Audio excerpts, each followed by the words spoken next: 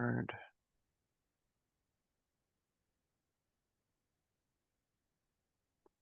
All right, Joe. We are all set. Okay, well, welcome everybody to the, I think this is the third offshore wind working group meeting that OPAC has put together the past year. My name is Joe Leibeside. I'm the chair of the group.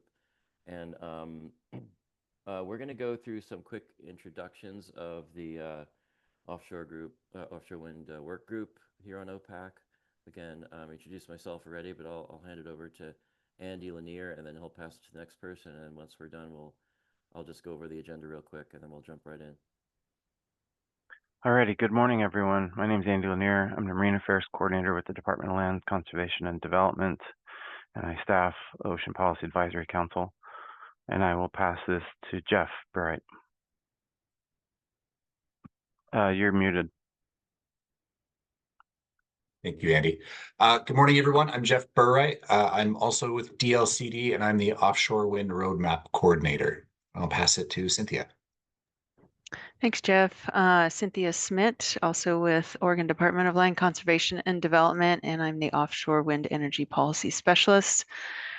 Side note, Joe, you're still really kind of quiet, so it's hard to hear you. Just wanted to let you know. And then I will pass it on to Natalia. Hi, can you hear me? Yeah, so we're doing an introduction, yeah? I'm a little bit like my understanding. Yes. So Natalia Stranatka, Territorial Sea Specialist, Department of State Lands.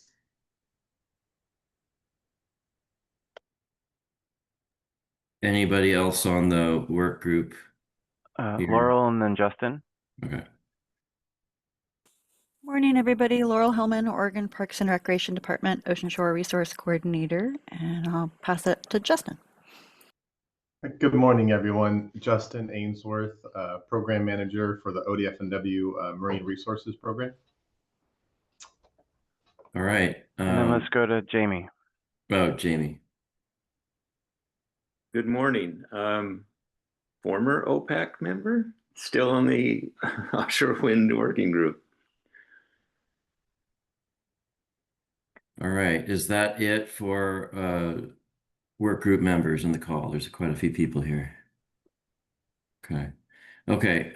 So we're gonna ask the members of the public on the call to just put your name, affiliation, if you have one, and in the chat to just expedite things a bit here. And then in terms of the agenda, there are really just two items on the agenda. The first one is Jeff Bright, who's leading the roadmap process, will give an update on that process. And then we have about 45 minutes for that, looks like. And then Andy Lanier will discuss any Territorial Sea Plan rulemaking amendments that we may want to check in about, because there's been some discussion on needs for updating particular chapters within the TSP, kind of born out of the offshore wind roadmap process. So with that, I will hand it over to Jeff.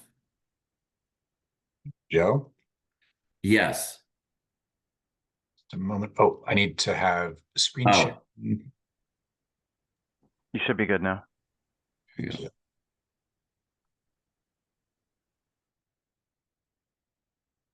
Okay. Well, as Joe mentioned, I'm going to start with an update on where we are with the offshore wind roadmap. I think the last time that I talked with you all was June, maybe. So just to kind of show where we are in my schedule cartoon, we took the summer off of our Roundtable advisory group meetings so that I could focus on turning kind of our discussion structural draft into an actual full draft of a roadmap. That is now available on our roadmap website. If you look at the meeting materials for our September Roundtable meeting, you'll see it there. And our intent is to have 3 different drafts of the roadmap. So this first touch point in September, we released for the roadmap, and also it's open for the public to take a look let us know how close or far away we are from what people expected, what's missing, and also inviting any specific edits, recommendations on the document. I'm then going to be working over the next few weeks to turn around a November draft. So our second touch on the roadmap document, trying to incorporate all the various comments that I get from our roundtable. And we have asked people to submit comments by no later than the 20th of October so that I have some time. So that'll be our second opportunity, and we'll invite comments on that November draft as well. Then there will be a third draft in the January, probably more likely February timeframe. And that one we're going to put out for formal public comment, do a wide release, big announcement that it's available. And I'm aiming for like a 45-day public comment period, during which time we're planning out how we're going to do public meetings associated with that draft to kind of explain what's in it, invite people to participate in that process. And we'll take those public comments that we receive during that time, and by like April, turn around what is kind of our draft final version of the roadmap that we'll bring back to the roundtable, kind of get that final blessing of, okay, do we feel ready to submit this to the legislature? And then giving it to the legislature sometime around mid 2026, aiming for June. And the idea there is that we want it to be in the hands of policymakers before the next long session when people are starting to develop their legislative concepts. So that's the document path.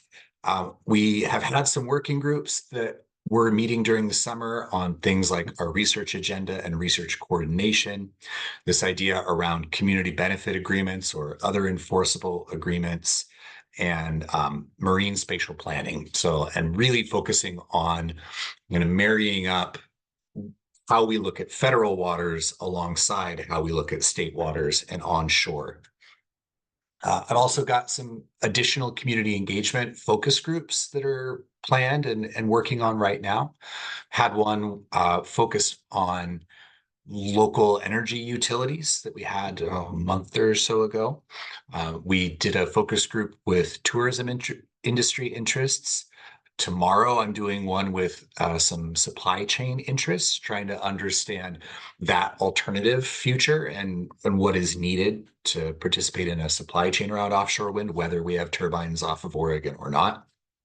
We're also planning one that is focused on youth voices, and we're working with coastal high schools, trying to bring a group of students together to get their perspectives also.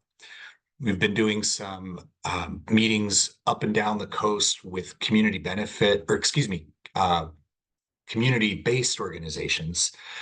So organizations that are working directly in local communities along the coast to try to get that additional perspective of what those community needs are and how they relate to what's in the roadmap.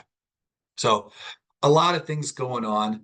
And then we're also, I should forget, we've had a virtual public meeting focused toward the fishing communities where we invited feedback, and we have a survey out that we've invited some specific feedback from fishing communities around their interest in the roadmap. We also are, I'm working, trying to get on the agendas of the commodity commissions for the various fishing industries to get some more targeted outreach and engagement there. And then we are just about to begin formal tribal consultation. We invited it, requested it of tribes who are interested, of the federally recognized tribes. And our first one will be tomorrow. And so as kind of a starting point. So we're working on that as well. So we're trying to bring a lot of different voices in, and there are multiple drafts along the way, and that's all what's going on. And I kind of front loaded all my discussion there, but I just briefly, the work that was done over the summer was really largely around fleshing out the roadmap draft. Where it sits right now, it's like 170 pages.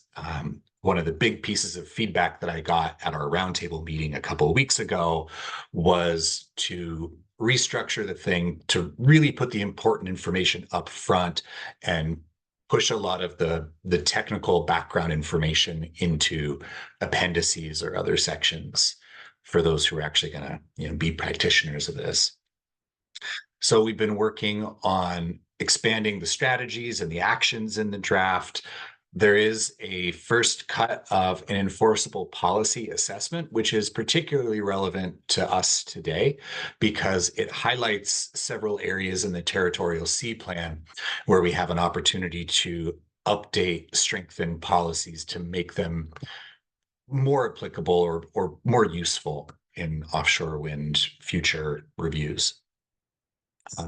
We are also, as a side effort, Karina is working with the stack to give us a first cut at an Oregon-specific research agenda. And I think she's going to be talking to OPAC about that later this month. And then we'll be trying to fold that into our roadmap as well. We're also working with California and still need to reach out to Washington about this idea of a West Coast Science Collaborative that California is starting up and figuring out how Oregon is going to participate in that.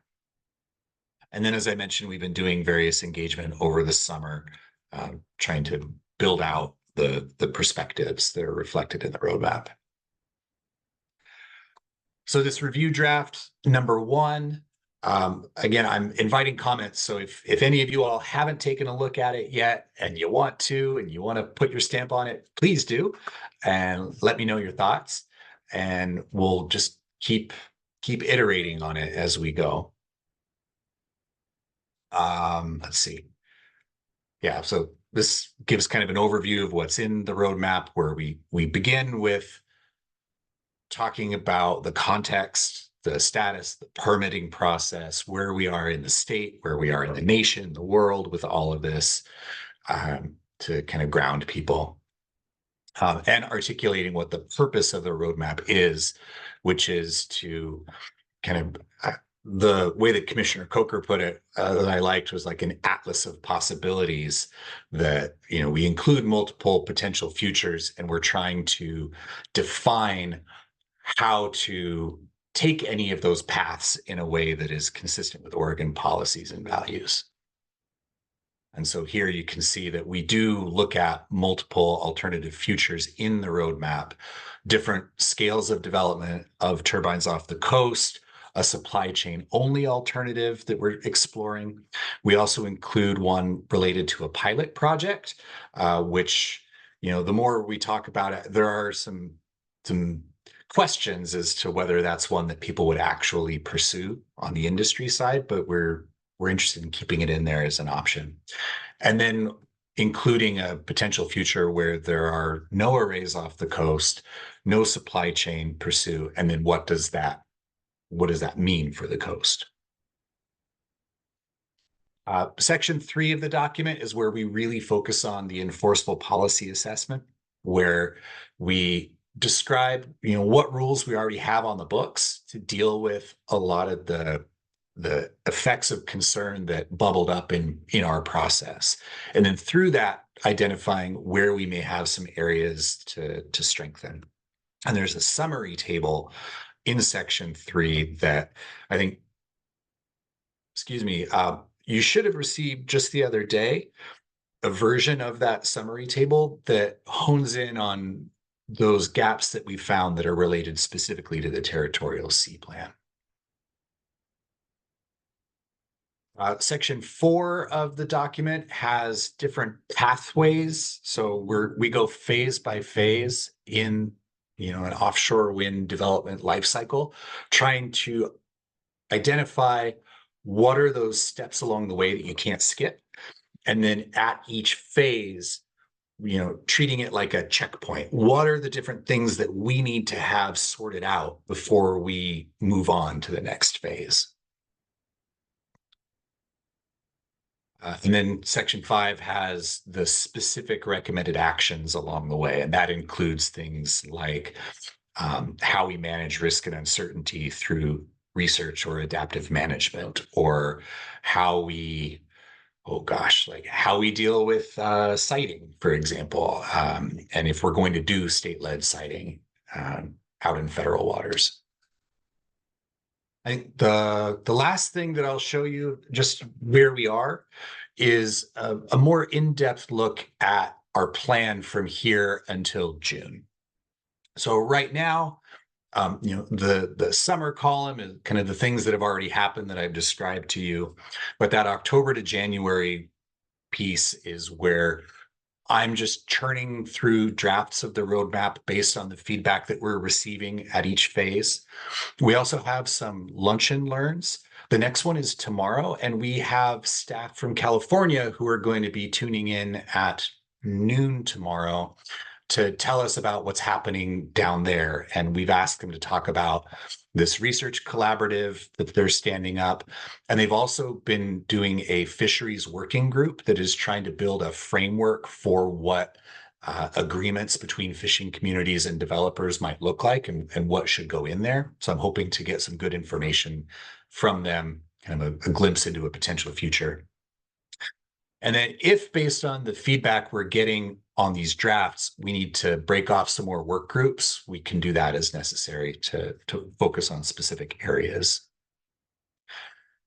Doing some additional community engagement with those community-based organizations. We're going to do the North and Central Coast. We talked with South Coast organizations back in May, June. And then the supply chain focus group is tomorrow. And youth focus group is sometime in November, I believe.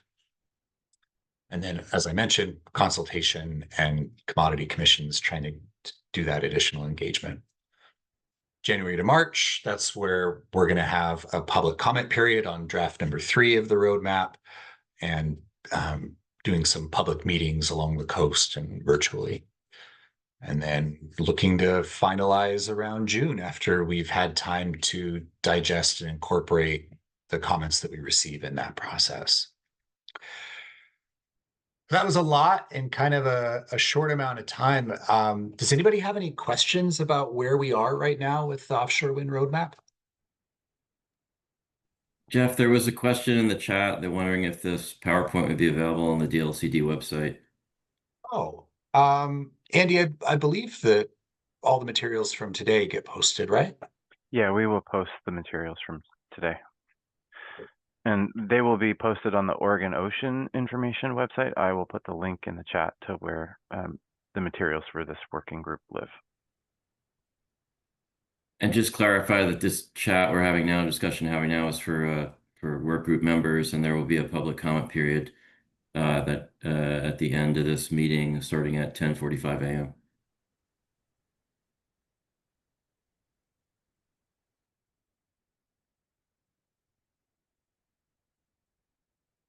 Any other questions about where we are? Yeah, Natalia. Hi, Jeff. The simple question: what is the next date for the roundtable? I was out for 2 months. Yeah, thank you. I will be putting out a public notice through our listserv very soon about it. It's November 18th, and it will be at the Coquel Hotel and Casino in North Bend. Thanks.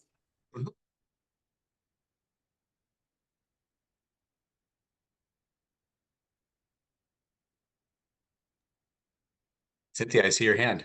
I was just going to mention, I don't know if the work group received that table that we created for them, so we can send that out later after the meeting.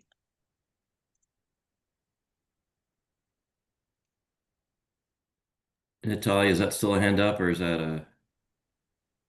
Oh, there you go. No. Okay. Hey, Jeff, can you maybe tell the work group a little bit about what the biggest challenges you've seen are with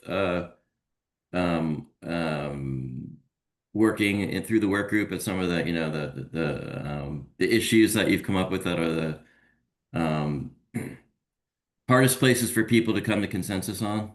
Yeah.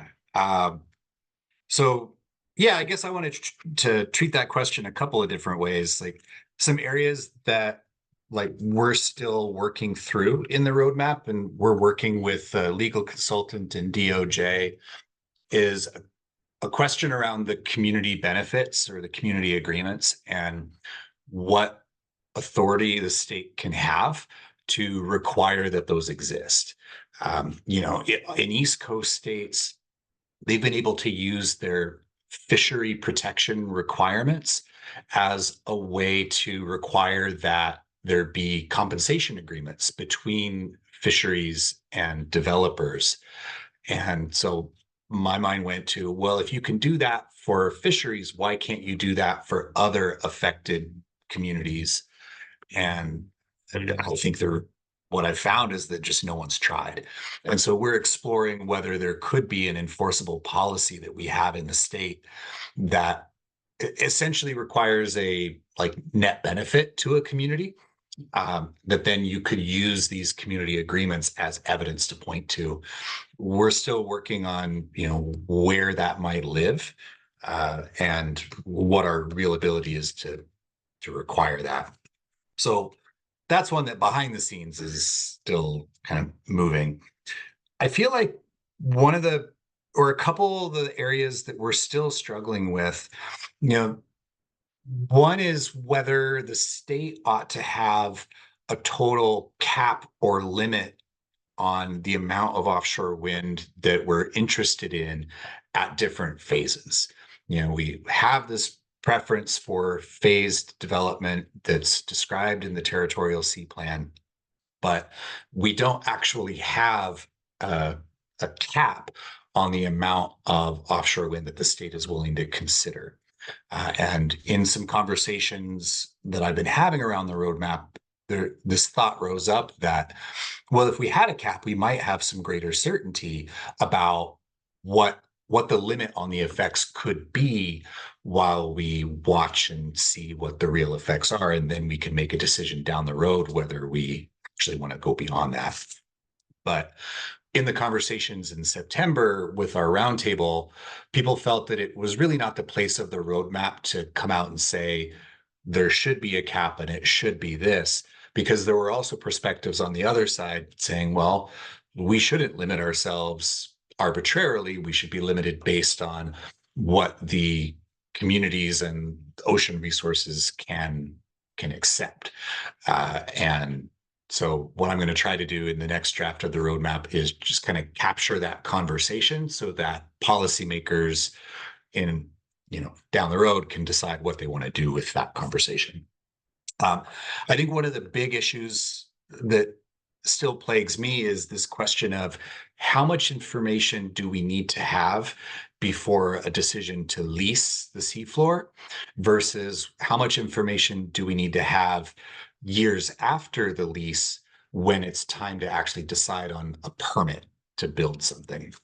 The way that it worked last year with the BOEM process, there were people in the conversation who wanted to know a lot more before we proceed with leasing. And we took the perspective that, well, a lease is not an irretrievable commitment of resources, that you can say yes to a lease now. And if they don't bring you the information you need when it's time to permit a project, the state has the ability to say no then, and then essentially your lease is forfeit.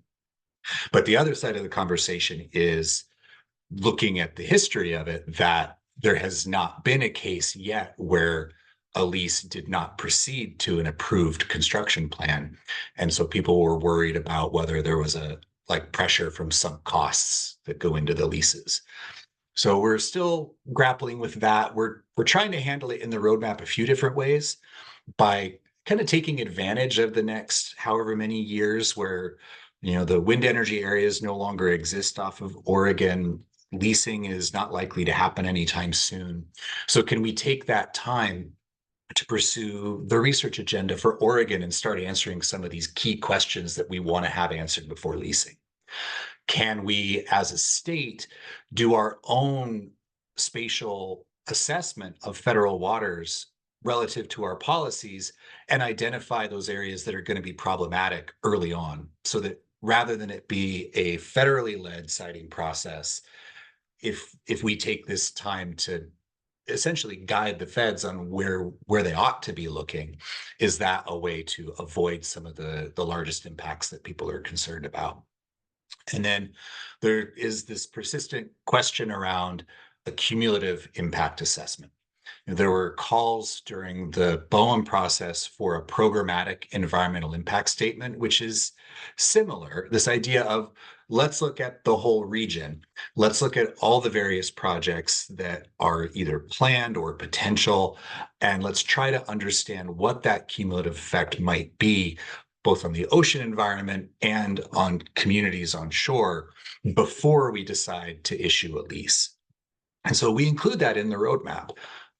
This is something that should happen before leasing, that there be this cumulative impact assessment to understand what the budget of the California current ecosystem is to accept more development. But then that brings in the question of, okay, if we as a state are saying that before we move forward with leasing, we want to see some of our research needs addressed, we want to do our own siting, and we want to see a cumulative impact assessment, then all of that requires resources and it requires time. And previously, when you had a federal government that was actively pursuing offshore wind potential and funding studies and funding processes, that was an avenue that was open to us that right now doesn't appear to be. And so then the question becomes, if we want this as a state, we have to find a way to resource it ourselves. And so I think that's going to be, to me, that's the largest tension of what we're looking at. And we're blazing our own path here for Oregon. Long answer. Hopefully that helps. Jamie, did you have a question or a comment? Yes, when you're talking about caps, it got me thinking, and also cumulative effects. And I don't know if this belongs in the roadmap, but when I think of offshore wind, I think of the amount of resources that go into cabling, anchoring, platforming, etc., in a very hostile environment, and the amount of resources involved and the energy you get back from that. For instance, if you're comparing it to onshore wind, it's obviously quite a difference, or any other alternative energy. Has that been any part of the discussion? The energetics, the sense of energetics involved, so that you might say there's going to be a cap on the energy going in to get to what you get out. That is a question that I've heard throughout our process from folks of, do we know the kind of carbon balance, or as you're talking about, the resource balance? I did some early looking into that when people were asking about it. And I found some studies from MIT and elsewhere that showed that the buyback time was fairly small to then get to a benefit. But I wasn't looking at the relative of offshore versus onshore wind and that. Just off the top of my head, I would think that an offshore wind turbine can be 5 times the capacity of an onshore turbine just because of the scale and the size. And so I would imagine that plays into what your bang for your buck is. But yeah, it's something that it seems like there could be at least a stab at here's the numbers involved with that, and if you see it ranging close to other onshore, other alternatives, solar, whatever, then you could have a sense for, oh, this is still a win situation, or no, it's approaching a place where it makes no sense. If we had a policy, for instance, that said you must demonstrate that there will be a carbon reduction benefit over the life cycle of the project or something. Yeah. Interesting. Yeah, I've heard that or thought about that, like with the concept of emergy, right? How much energy does it cost to produce the product or service before that is operational? And include in that the energy that's utilized for also the decommissioning and breakdown and whatever reuse of the materials, right? So if you're thinking about it holistically, what does that holistic picture look like? And is, what is that balance compared to other renewable energy types of technologies? Right. I'm envisioning these massive chains that hold these structures down, and just the amount of energy that goes into building those chains, much less the towers and the platforms, etc. And getting them out there, and like you say, Andy, the decommissioning of all those items, and are they reusable, etc. And I've dealt with that question with in my second career in solar, and that has been fairly well figured out as far as the life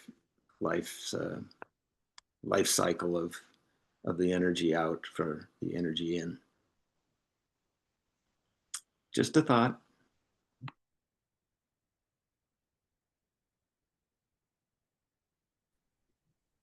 Anything else from anyone else? Okay.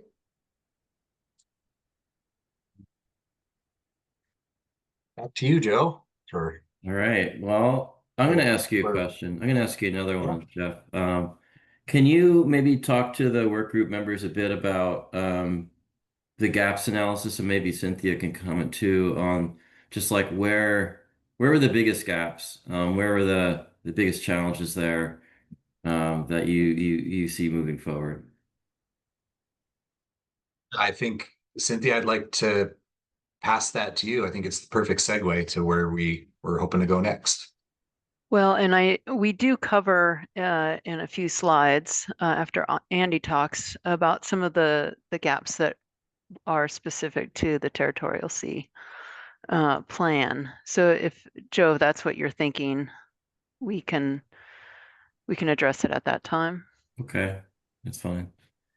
And go ahead, Jeff. Well, what do we think about just flipping it? We could flip Andy, it. Yeah. I'm fine with that. Okay. Well, Andy, I don't know who wants to put up the presentation. Let me find it. I can share the screen if it's the same presentation, right? Just the set of slides at the back. Yeah. Mm-hmm.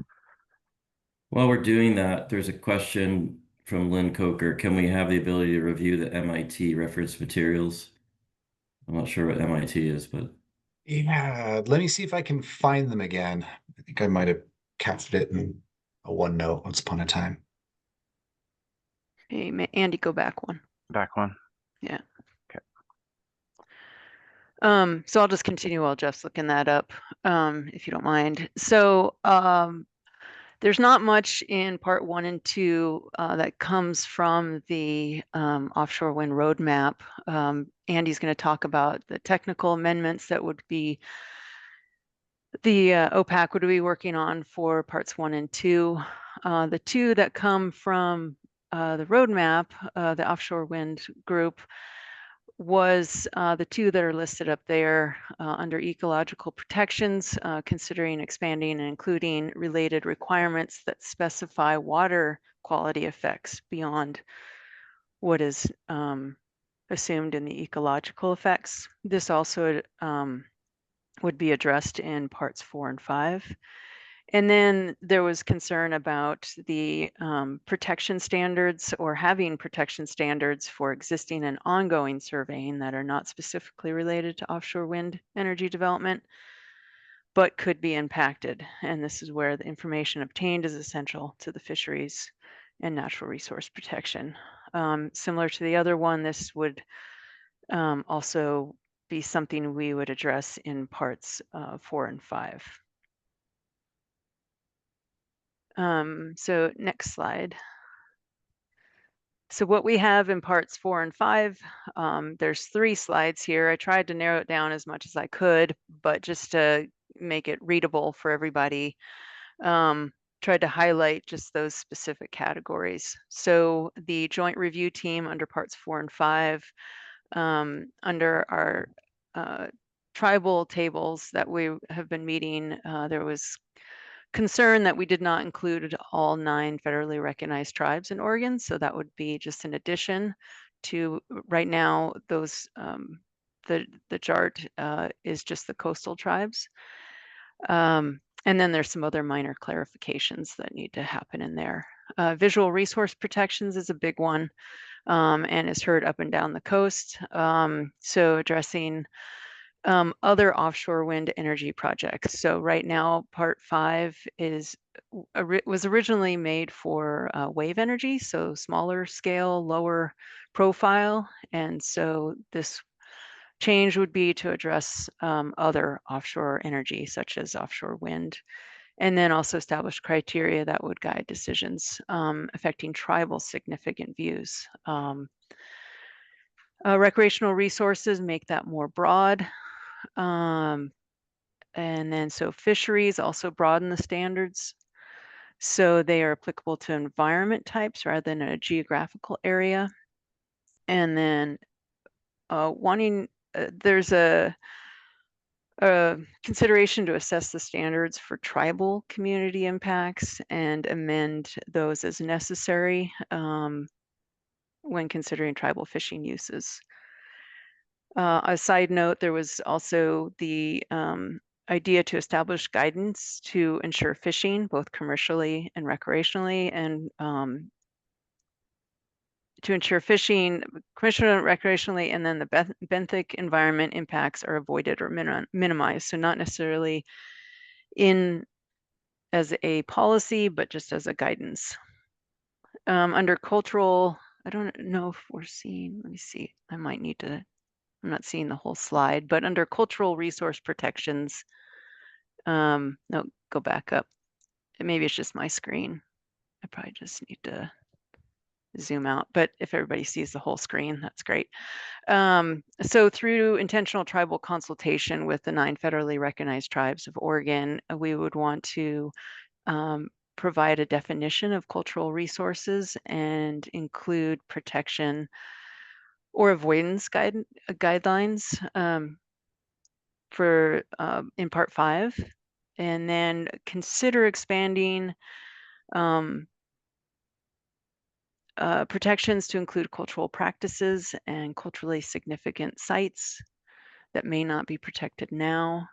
And then also define sensitive ecological resources or similar terminology that is interpreted clearly through and reflected in tribal worldviews. And this would be a concept of natural resources as cultural resources. All this is in part 5. Next slide. Ecological resource protections, there's a lot of little things in there, numerous adjustments that could be considered. There's some vague fish, wildlife, and habitat references that need some clarification, such as a specific inclusion of seabirds and migratory species, seasonal or migratory timing considerations, and specific benthic habitats. Some of this touches possibly into part 3, but it's whether or not OPAC will want to open part 3. But if we're going to open part 4 and 5, we should look at that. Improve the geographic reach to area-specific policies by making them more broad, more general, and based on a resource type. This would cover both 4 and 5. Currently, they are described based on spatial zones delineated within the territorial sea.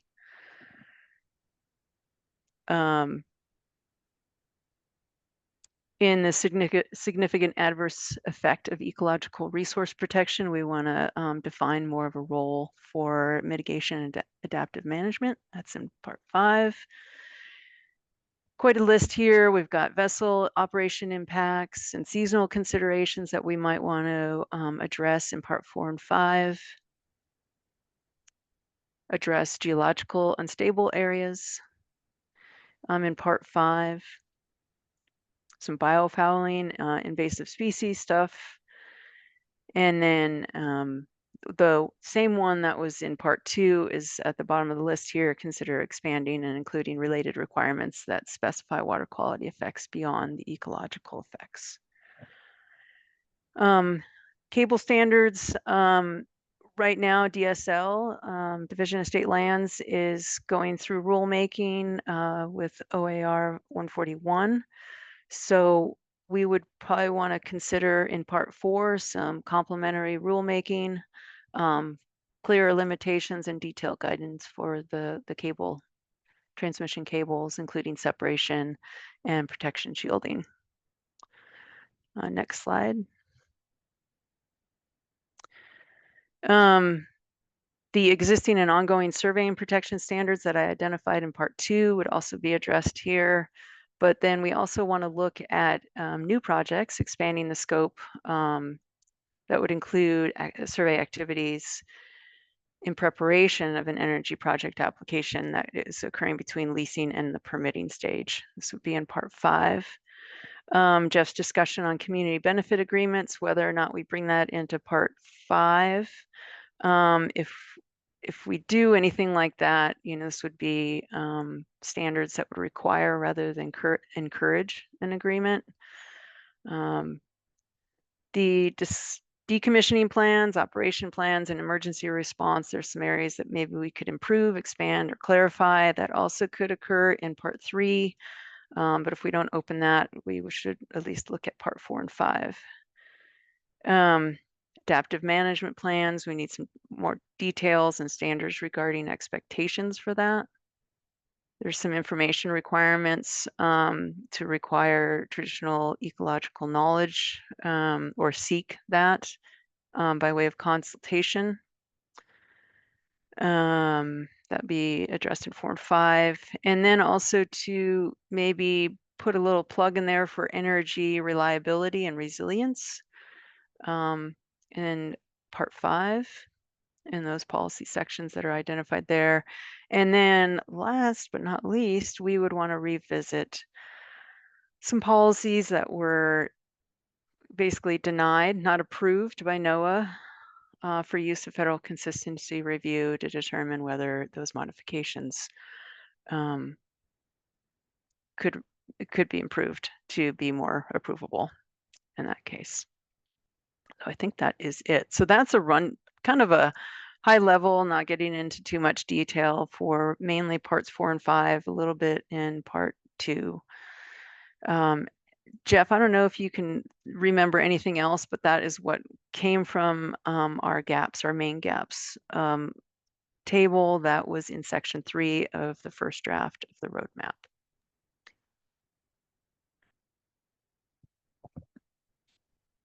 Maybe other ones that, are bubble up over the conversation, but I think this covers the big ones. Yeah, there's a lot of little details that might be easy fixes, but then there's other things that are really going to be more thought-provoking and need to digest. I think the next slide, we go on to it, and we started putting this together. Jeff, I know you started working on this one. Some other scoping considerations or questions. I don't know, Jeff, if you want to talk on this at all. I think we're now getting into the next piece that Andy wants to talk through. So maybe this is good place to pause. Okay. So Andy, why don't gears. you go back up to wherever you start? Couple few slides. Well, and maybe this is a check back in with Joe, since this was responding to one of your questions. Regarding what, Jeff, exactly? Well, you had asked us to talk about what we found in the gap assessment, and so that's where we got into all this. and maybe it is a good time to transition to the next agenda item, because that will get towards that, unless Andy, you're feeling differently. No, I think it's a good time to talk broadly about how the state amends its Territorial Sea Plan, what the scope considerations are when we think about those processes, and how to think about the recommendations that are coming out of the roadmap in context with the other things that the Ocean Policy Advisory Council may have on its to-do list. And we have a lot of new members or members of the public today who may not be as familiar with this process. So I'm glad I included kind of some high-level thought process slides. And the first thing that I didn't even have the next level up, but I should say that the Ocean Policy Advisory Council, which this is a working group of, is the state's legislatively established stakeholder advisory body for stewardship of the Oregon Territorial Sea Plan. So this working group will work on recommendations that will go to that body, and that body will consider then how it's going to move forward in the development of policy of importance to the state related to how we manage the ocean. There are 5 parts of the Territorial Sea Plan to date, with an appendices chapter as well. And I put the link in the chat to the Oregon Ocean Information page, which houses the Territorial Sea Plan, and you can access each of the parts of the Territorial Sea Plan there, and you can browse them. As a high-level summary, Part 1 is kind of the background ocean management context. Part 2 is kind of how resource use decisions are made by the state when concerning decisions of the territorial sea for actions of development or conservation. Part 3 is the Rocky Habitat Management Strategy. Part 4 is uses of the seafloor, which traditionally was focused on undersea fiber optic cables, but was expanded to also include other pipelines, utilities, and infrastructure that may occupy space on the seafloor. And Part 5 was the chapter that was built specifically for renewable energy facilities. So the state has in the Territorial Sea Plan an actual section of the plan that describes how an amendment to it will be initiated, what's required for conduct of that amendment. And so I'm going to walk you through some of that background because I think it's important for us to understand if we're making recommendations about future OPAC timelines and tasks, we need to understand those to-dos. So Part 1, Section F, describes the process for amendment of the Territorial Sea Plan.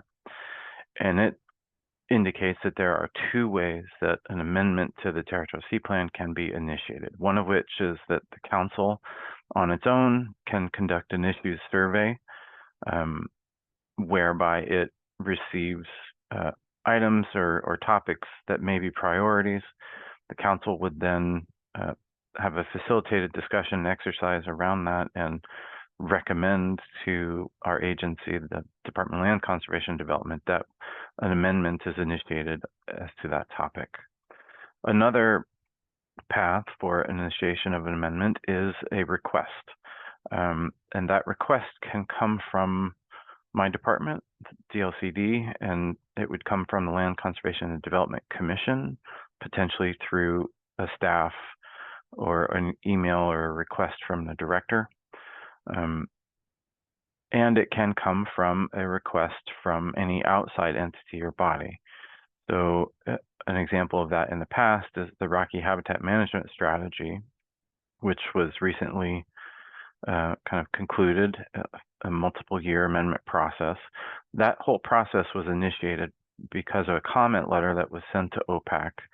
The group then deliberated about the merits of that suggestion and decided to take action in that regard. So those are the kind of 2 big pathways that an amendment can be initiated.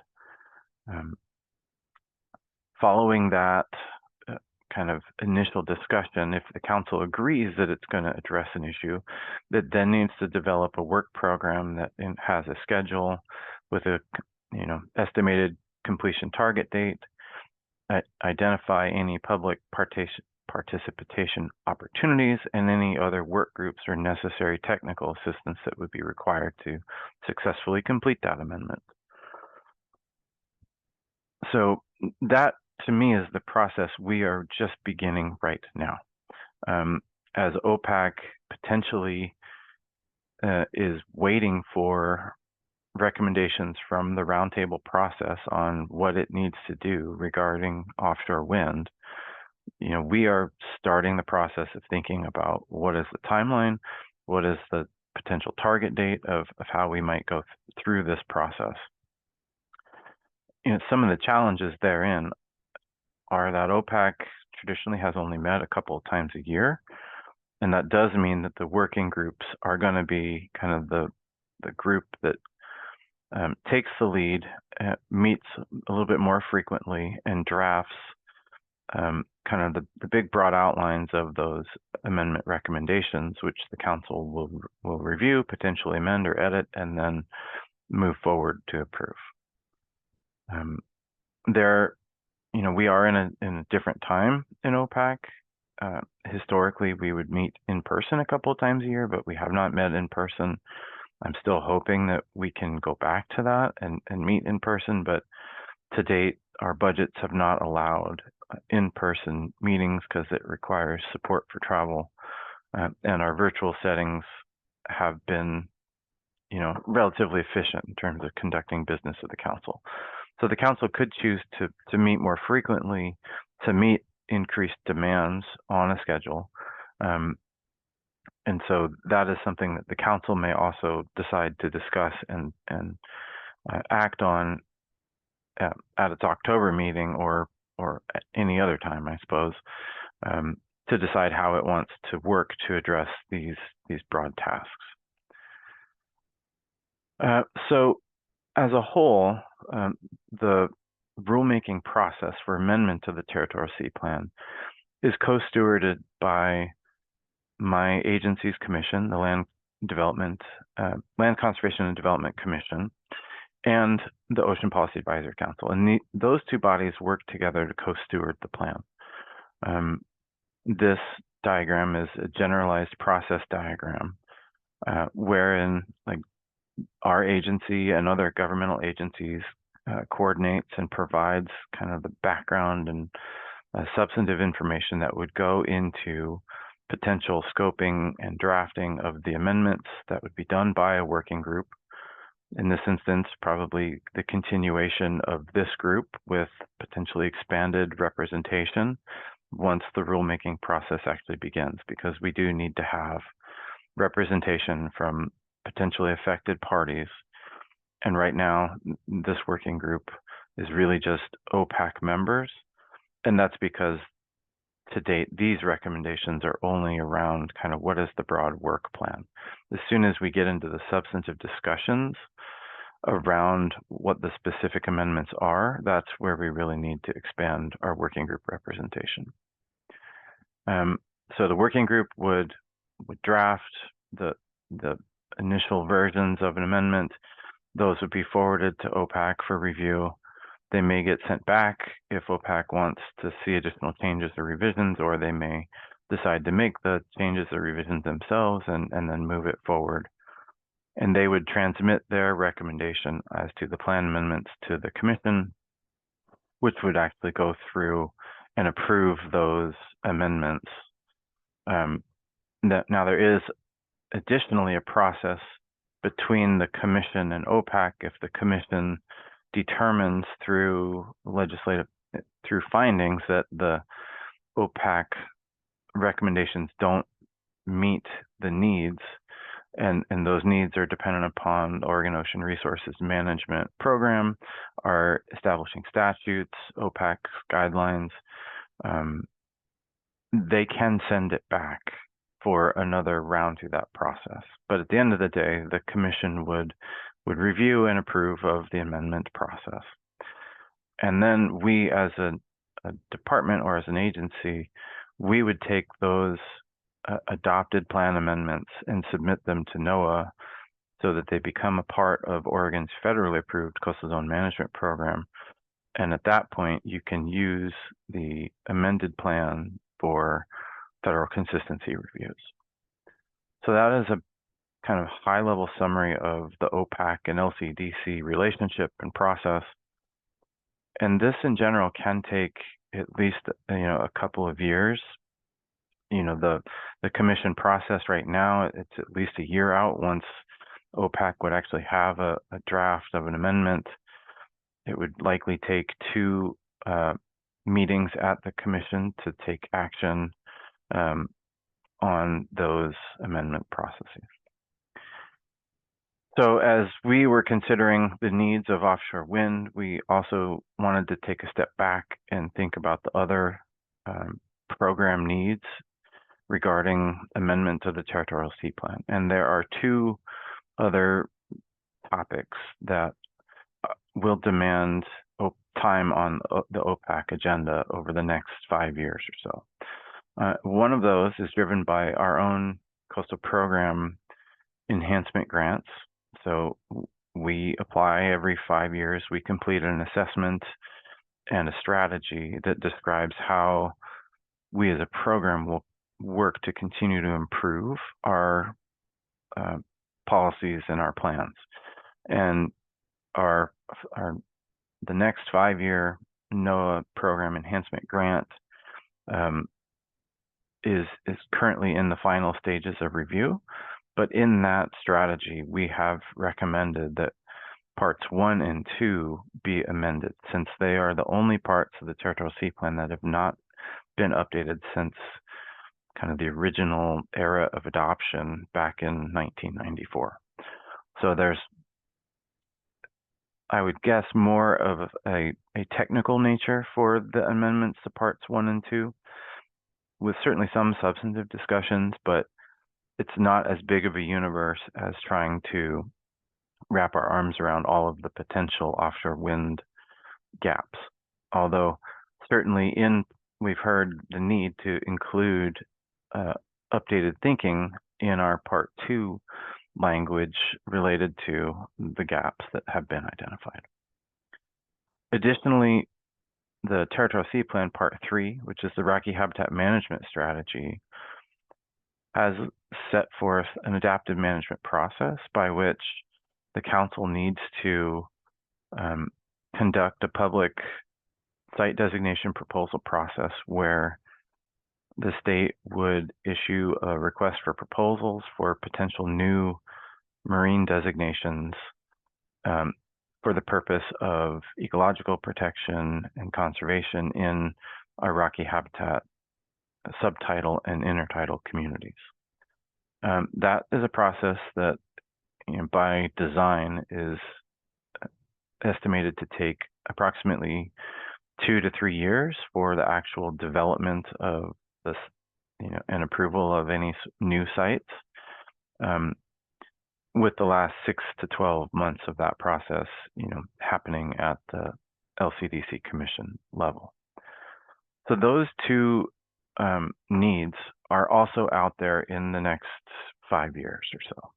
So as we think about capacity with OPAC, these are some of the things that we are thinking about together, because it will be a significant lift.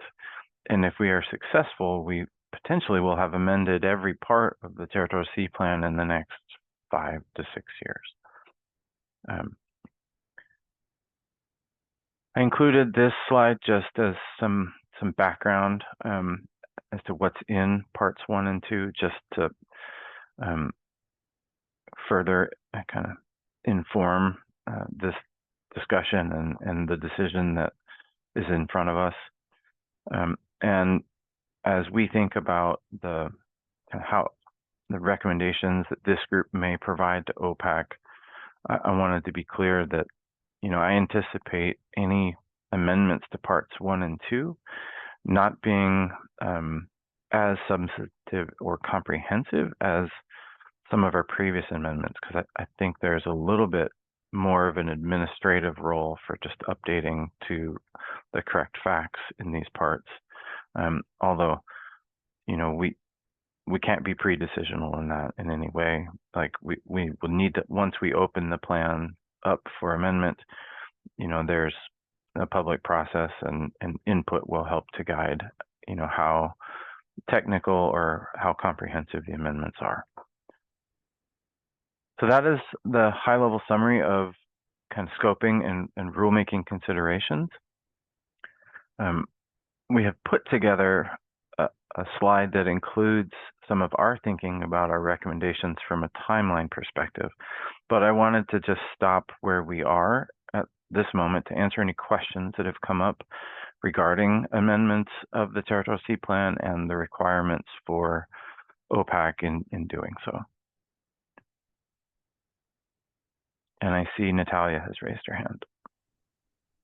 Yeah, thank you so much, Andy. Yeah, it was really helpful to go through the process.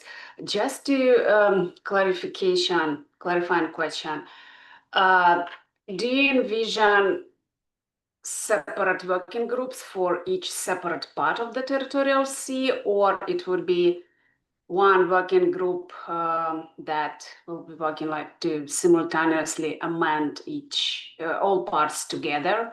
Just try to understand how it will works, because the timeline is different based on the driver you show. Yeah. Yeah, Natalia, that is a good question. My vision was that if the agency requests parts 1 and 2 to be amended, first, that there could be a single working group that would address both of those parts at the same time. And I think that would then naturally follow the offshore wind focused gaps that are more substantive could also be addressed with a single working group that's focused on, renewable energy needs from the state process perspective. So I think a single working group could also handle any amendments to parts 4 and 5 together. So we obviously, I guess we want to be efficient with our time in meeting with everyone, knowing how stretched people are. And so I think that would be the most efficient and effective way to move forward. But I think that and maybe this is the right time to go to that kind of timeline slide. I don't know, Jeff, does that sound like the right place to go in this moment? Sure. Okay, let me get to that place.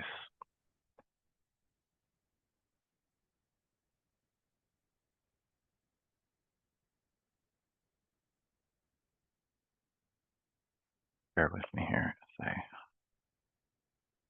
I've lost my Zoom controls.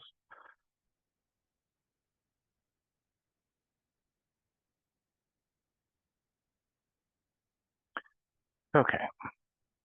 This is a busy slide, so let's take a little bit of time to orient you all. You are seeing a slide where we have the Territorial Sea Plan amendment timelines and legislative and budget timeline at the top. Yeah, okay. So let's ignore this upper timeline bar for now and focus on the OPAC Territorial Sea Plan amendment timelines. As we were thinking as staff as to like how we can stagger and program our time over the next 2 to 5 years, this is the approach that seemed to make the most sense to us.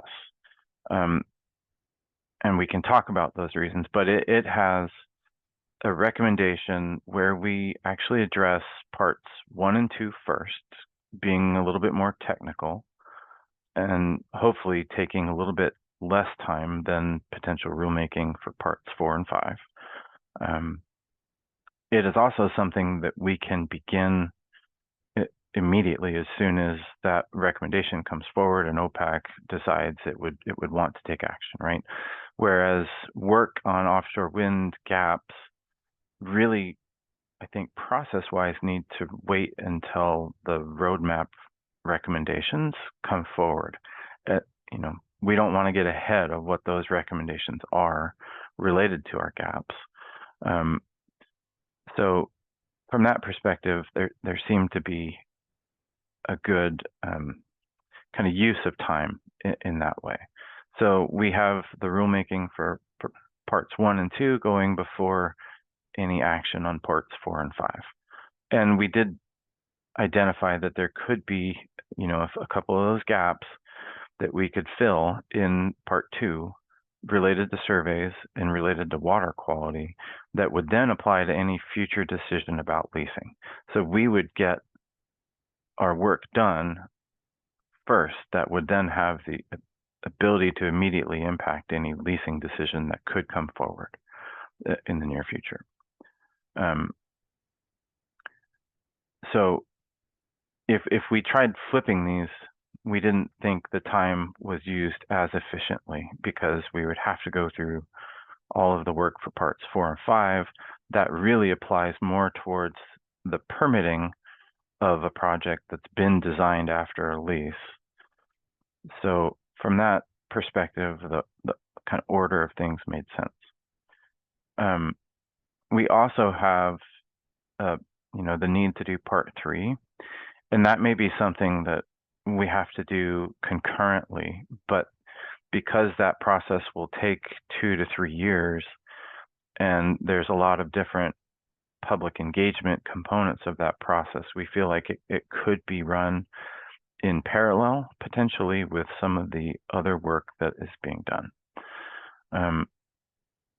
And lastly, as the green kind of bubbles on the slide point out, and as Jeff mentioned earlier, if the state wants to do studies, data gathering, and a process of spatial planning led by the state ahead of work that would amend parts 4 and 5, that also seems to make sense, right? If we are going to be developing language or standards that apply to different environments out in the ocean that could have an impact on a consistency decision at the permitting stage, we want those studies to come first, right? So there's the work that needs to happen before we would want to really dive into the amendments to parts 4 and 5, because that data will drive some of those actions, or it will at least be correlated with those, like filling the gaps there. Lastly, at the top of the slide, we've tried to lay out the legislative and budget calendar with the beginning and ending of our legislative sessions. Even years has a short session, odd years have long sessions, and we've tried to identify the points of time at which our agency budgets, which would be needed to support these activities, would be available for comment and review by our public, and then those would have potential interaction in the long session. So this is a very high-level summary of kind of where we landed as staff thinking about the needs for TSP amendments in the next 2 to 5 years. And we'd love to answer questions and think with you all about challenges or issues with this approach. And I'll stop there. I see, Joe, you have your hand raised. Yeah, thanks, Andy, for this this chart of potential pathway to get the TSP amendments done. It opens up a lot of questions. One is, is this based on the model of 2 OPAC meetings and work groups getting together, or multiple work group OPAC meetings quarterly, or if there's different scenarios that would probably affect this timeline? And so that's just the kind of focusing on the OPAC capacity, which is staff, but also people like me that are other organizations that are kind of just appointed to the council. But then there's also, on your top bar, the top legislative budget planning.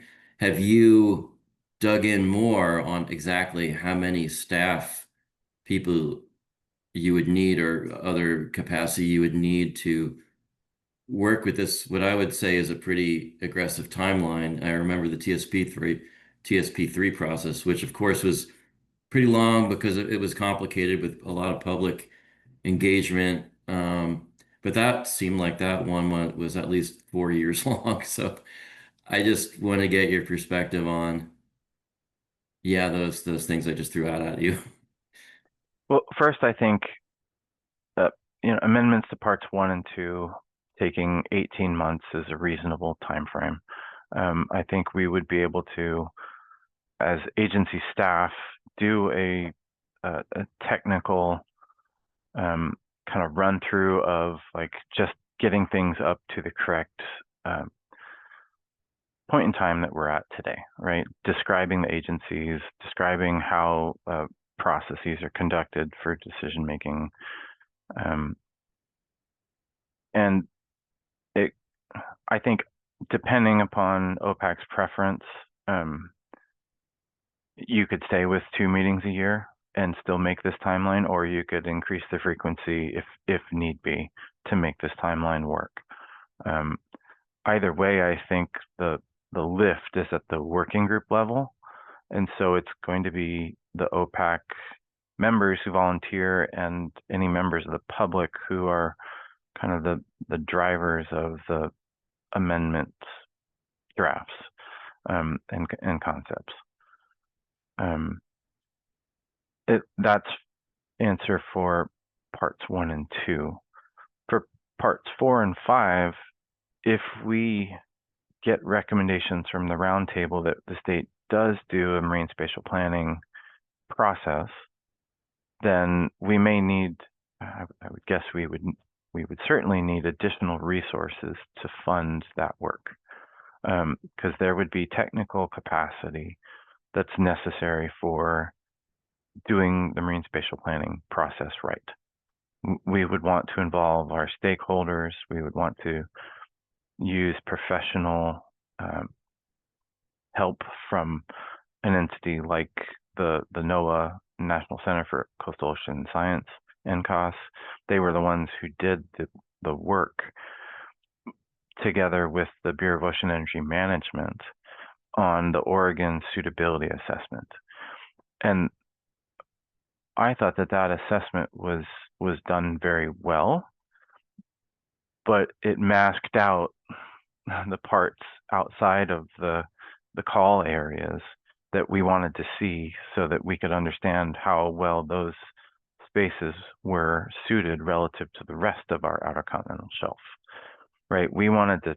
I really wanted to see the results of that assessment. And we have had a couple of follow-on conversations with NOAA about conducting a marine spatial planning process. And there are a lot of questions as to like, how long do we want that to take? Do we want it to include things like cable corridor suitability siting and assessments, which would necessarily have some onshore components of that analysis? We would want to understand how long it may take to get the best available data in the shape that it needs to be for use in that process. So, the PAC, the Pacific Fisheries Economic Model that was discussed at the council and is still a project that I think is ongoing with the Pacific States Marine Fisheries Commission, was something that could help really guide economic understanding of our fisheries offshore. So do we wait, or do we need to wait for some of those things to come into our hands for them to be used as a part of best available data and information, right? So those are some of the questions that could add dollars and time to the first part of filling in the offshore wind gaps, especially in relation to part 5 of the Territorial Sea Plan, where there's a correlation between a plan map that has areas that were designated and the standards for review. And does the state take a similar or different approach when we're talking about outer continental shelf waters? And I saw Jeff's hand go up, so I'd like to allow his thoughts to come in here, and then Natalia after Jeff. Thank you. Yeah, Joe, taking your original question of, is this a feasible timeframe for some of the rulemaking? I'd agree with Andy that the part 1 and 2 piece, seems like less of a big lift. But part 4 and 5, we don't really know. But what I would offer is that while part 1 and 2 is underway, there is about a year there where at the staff level, we can be laying track to try to make that rulemaking process that involves OPAC members more streamlined, really focusing in on those issues where decisions need to be made, putting together some model language to address the gaps that have been identified in the roadmap.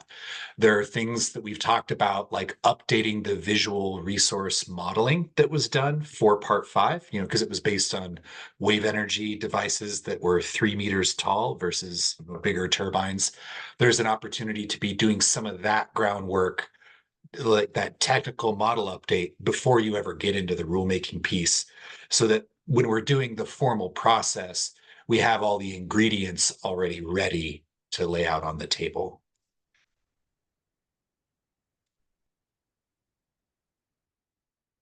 Yeah, go ahead, Natalia. Yeah, thanks. Yeah, Andy, you partly answered my question about the funding, those green bubbles. Did I understand correctly? For different study, the state may need DLCD plan to ask about this additional funding during the legislative session. Is it correct? What if, let's say, because of the budget restriction, we may have only partial funding? What other alternative sources we may consider? Like you mentioned, cable corridor assessment, DLCD, DSL, interested in that one. Particular, we will start our rulemaking committee meeting in December this year. So is it possibility for no funding? Yeah, maybe it's difficult to answer right now, but any other alternative funding sources you think would be useful or we may need to explore? Thank you. I think part of that depends upon what recommendations come out of the roundtable and how those are viewed by our stakeholders. And it is possible to have some of this work get funded by non-state entities. And there are vehicles to do some of that, but I think that's unclear at this time, because I think we need a little bit more specification in the recommendations that we would have, which goes back to some of the questions that we had on our slides earlier, in terms of consideration questions. One of which is, how does OPAC want to operate in this next 5-year time cycle? Like, does the council want to move to more frequent but shorter meetings? Because the model has been 2 meetings, but they're pretty much full day meetings. And we try and pack in as much as possible, but it's almost inevitable that it ends up so full because we end up with a laundry list of agenda items to go through that maybe we don't have the time we need on these topics that are, the priority. So it could be that OPAC could have a series of shorter meetings that are single topic focused that work to address, these needs. But that's a much broader question for the council to think about.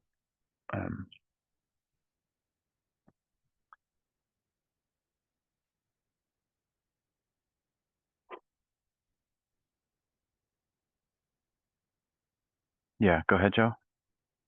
Yeah, I just say thanks, Jeff, for some of that clarification on some of the groundwork the agency can do in advance of those groups getting together. But can you go back to the other slide really quick, Andy? Are those dark blue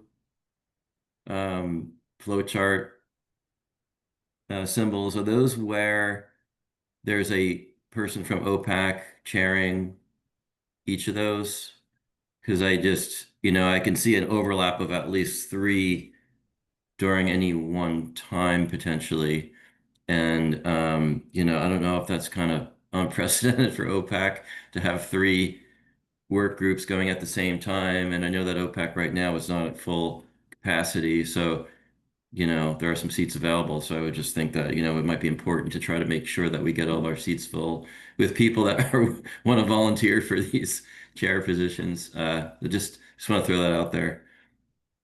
Yeah, Joe, I think it's a great consideration. In the past, I think we've had 2 rulemakings going at once. When we had part 3 and part 4, both under process. And those, one was legislatively directive and the other was council directed, right, in terms of the action. And we had separate working group chairs for that.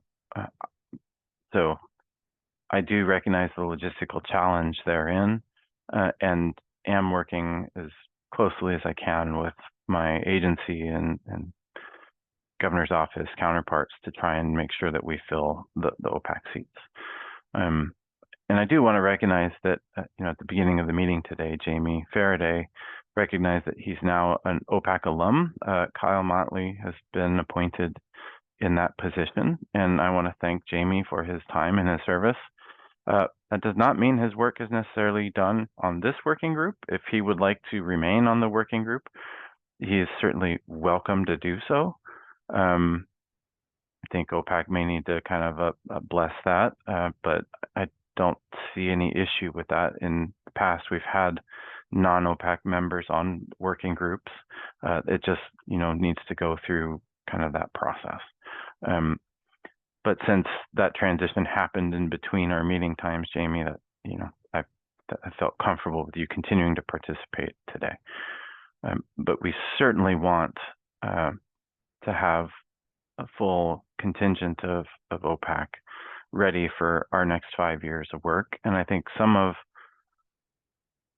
recruiting people is having an understanding of what the work program is and how they would want to be involved. So I think having some clarity about their term in office coming up would give them a sense of whether or not it's worth it for them to participate and to volunteer.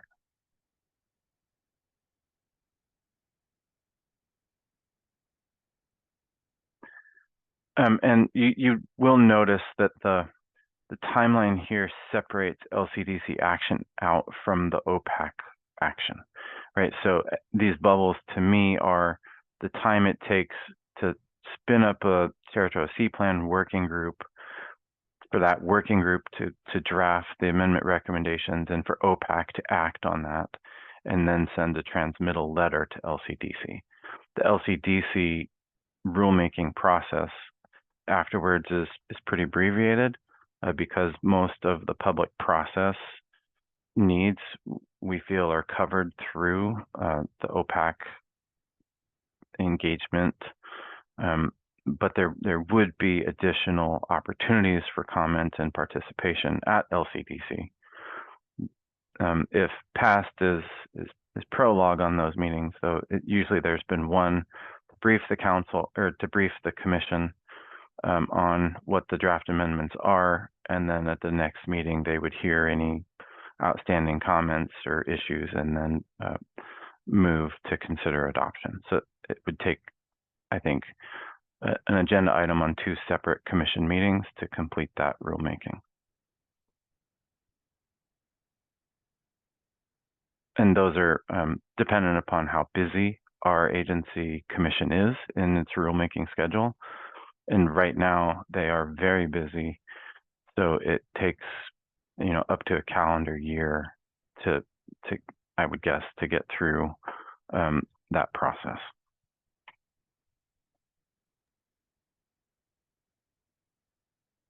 Jeff?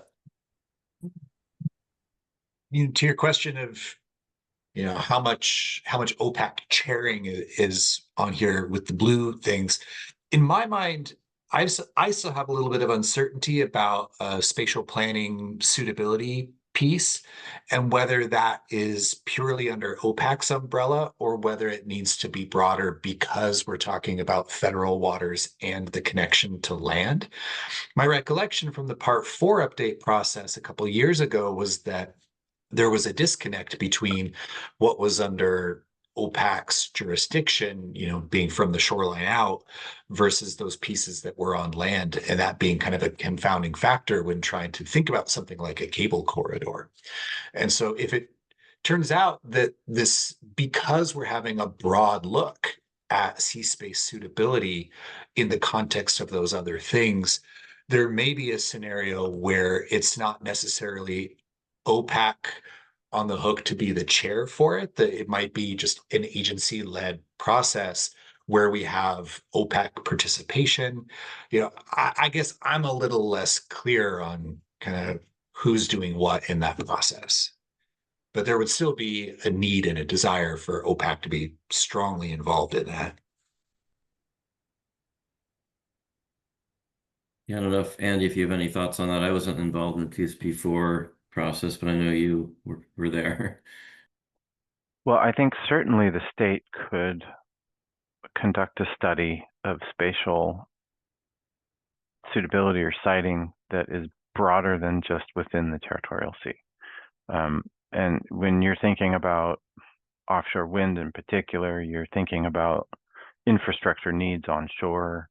You're thinking about the geomorphology of the shoreline, whether or not it's appropriate to bring cables across in certain locations. We're thinking about cable separation needs from a maintenance and capacity perspective.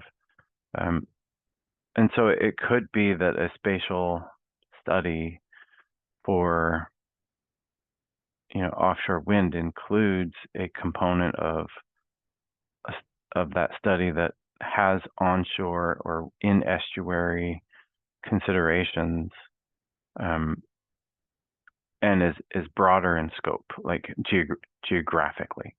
And OPAC, could have members who participate in that and help to guide that. And the outcome of that study could be informative for future OPAC action or rulemaking.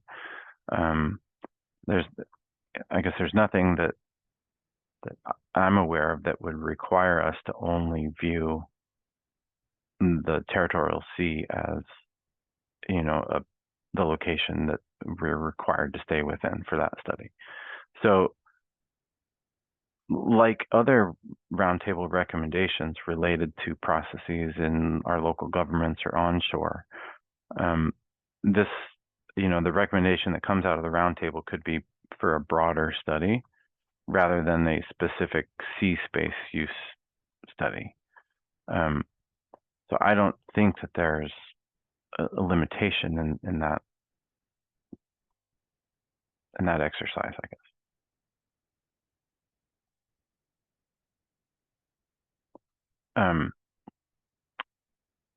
In the northeast part of the country, NCOS did do a cable routing suitability study. I can't remember if it was for Rhode Island or Maine, but the work they did basically said if you have a western boundary that's at the edge of your territorial sea, and you have your eastern boundary that's on shore someplace, and you have criteria or considerations for areas to avoid or areas that are incompatible in between, they actually did the modeling study that allowed the geospatial analysis to identify the routes with the least amount of conflict based upon that set of input criteria. And because we don't know yet where offshore projects are going to be sited out in federal waters, that is one of the challenges in doing that. But you can take the existing geographic information that's available in the nearshore and use it to try and identify those routes that are least conflict. And that could be the basis of a recommendation around kind of how the state may think about utility corridors for future power cables or fiber optic cables, and trying to, right now we have industry determining their optimum path based upon their needs, both onshore and offshore.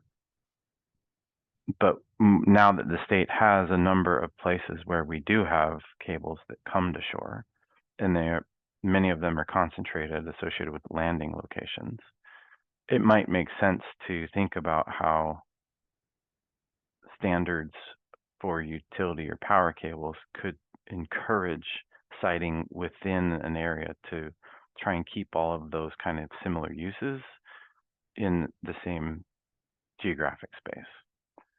Now, we've resisted that in the past. We've wanted to have as much flexibility as possible for companies and for industry to, based upon their needs. But when you talk about the number of cables that could be coming from offshore wind projects, I don't know that the state wants to allow that to happen without having a kind of a finger on the scale of, we would prefer it to happen in these locations because habitats are maybe less sensitive, or the onshore locations seem more optimal. There's any number of factors that could go into kind of that decision and that outcome. And I know that it may be hard to require, new cables to, come to shore within certain geographies, but, I think there's the option of using the carrot or the stick approach, right? If you say the standards for review might be lower if you, propose a path that's within the corridors that we've identified, that could go a long way towards encouraging those uses to stay within a geographic kind of area.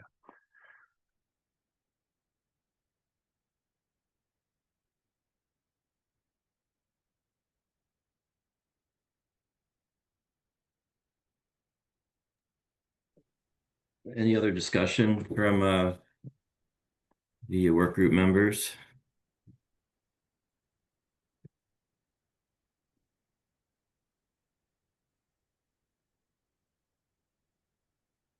Well, let me stop the share so I can see you all. And this is all kind of new thinking to you guys today, but I'm wondering whether or not, getting behind an approach like this, or making a recommendation like this to OPAC later this month, how that is sitting with you. I think that is going to be one of the big tasks for OPAC at our meeting on the 29th, is really thinking about that work program over the next 2 to 5 years, and laying out these kind of big, broad time horizons and tasks. So if the group is comfortable, we could present that slide and this approach to the council as a place for them to start their discussion.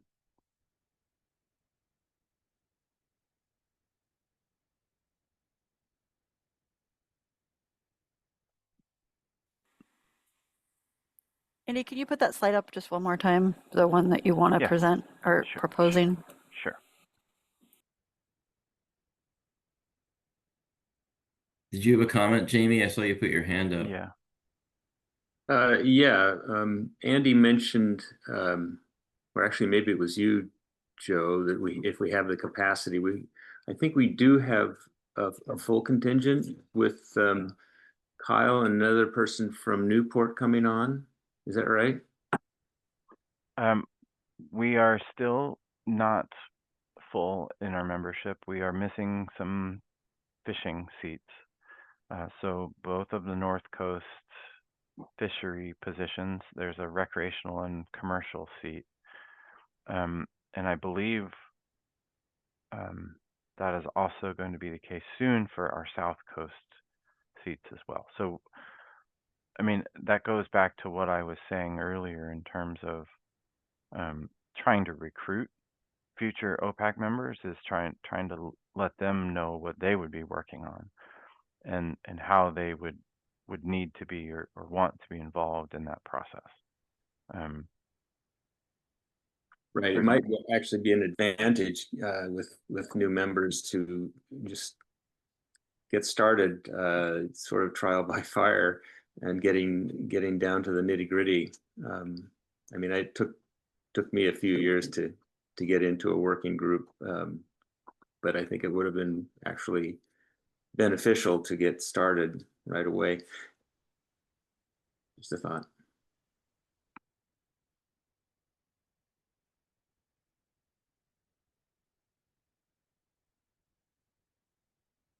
Laurel, I'm just wondering if I mean, there's the whole timeline piece, but then there's like the proposals for like, we would need money to do this like discrete thing. Are we proposing that we want to do the data gathering during, 2027? And we would need some undetermined amount of staffing / money. And then we're proposing that we would do some sort of marine spatial planning, data engagement in later 2027 and a sea space suitability, like maybe like breaking down each of those pieces and talking about them. I think that is a logical next step, because it would inform us as to agency and OPAC needs for that process. And some of that's going to be guided by the recommendations from the roundtable. Whereas I think others, we can help to provide some kind of meat on those bones, so to speak. I would say that data gathering, if we are going to do a spatial planning exercise, would be 6 months to a year at a minimum. Usually the hardest work in any marine spatial planning process is getting your data arms around how you want to use it, and making sure that it's in the form that it can be used for the geospatial analysis. And then there's the actually engagement in the spatial planning process, where you would need to have a facilitated discussion. You would need to have the expert at the table, whether that's NCOS or somebody else who's got the technical expertise to do the modeling or do the work. So I think you would need to have, at least probably a year of time, with, I would say, at least quarterly meetings to have people help to guide the decisions that are being made about how layers are weighted or used, and how the outcome is structured. So I think that there's a year to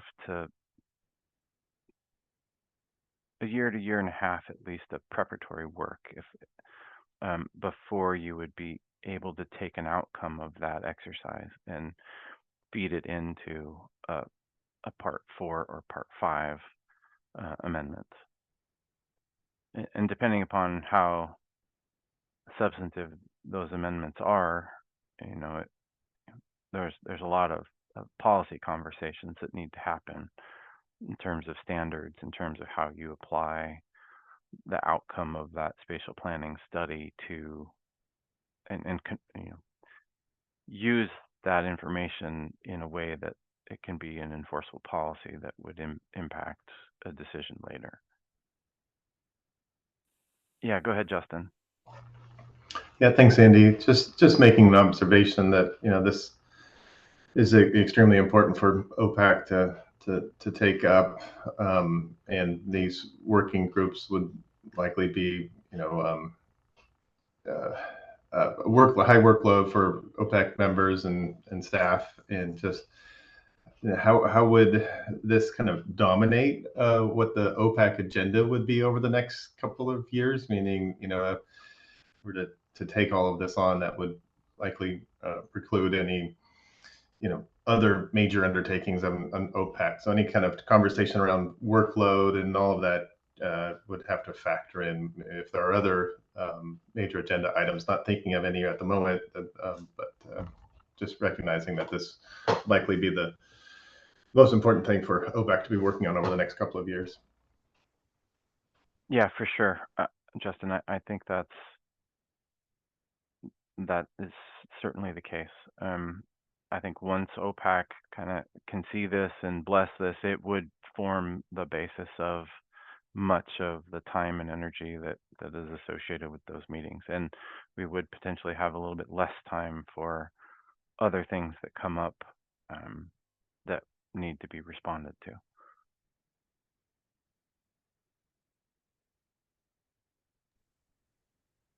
Andy, I think we could present this to OPAC on the 29th meeting, but one thing is I know that there's also a decision point on the frequency of OPAC meetings, and I know that you've been emphasizing that a lot of the work for this will be done by work groups of OPAC, but still it will be important for OPAC at large to get together to kind of make sure that all these moving parts are happening. And so I think, maybe do you feel like we need to make that decision first about whether we do quarterly, more frequent meetings of OPAC, before you can know that this timeline is going to be accurate? Um, and the other part to that is there any more clarity you can provide on agency, specifically, I guess, DLCD,